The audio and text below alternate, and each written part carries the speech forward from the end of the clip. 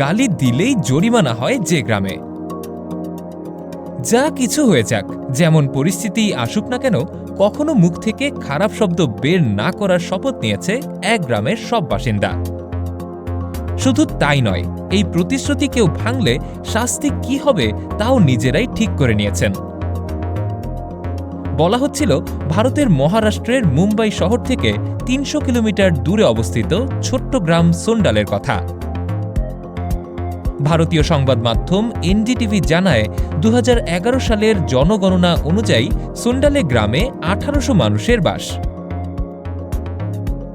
এই গ্রামের মানুষ শপথ নিয়েছেন যা কিছু হয়ে যাক, যেমন পরিস্থিতি আসুক না কেন, কখনো মুখ থেকে খারাপ শব্দ ব্যবহার করবেন না তারা। যদি কেউ এই প্রতিশ্রুতি ভাঙেন, সেক্ষেত্রে ৫০০ রুপি জরিমানা দিতে হবে। সংবাদ সংস্থা পিটিআইকে দেয়া সাক্ষাৎকারে গ্রামের প্রধান শরদ আরগোরে বলেন, আমরা আমাদের গ্রামের নারীদের মর্যাদা ও আত্মসম্মান রক্ষার্থে পঞ্চায়েতে এই প্রস্তাব পেশ করি। সংবাদ মাধ্যমকে ওই পঞ্চায়েত প্রধান বলেন, আমাদের এই গ্রাম আখ চাষের উপর নির্ভরশীল।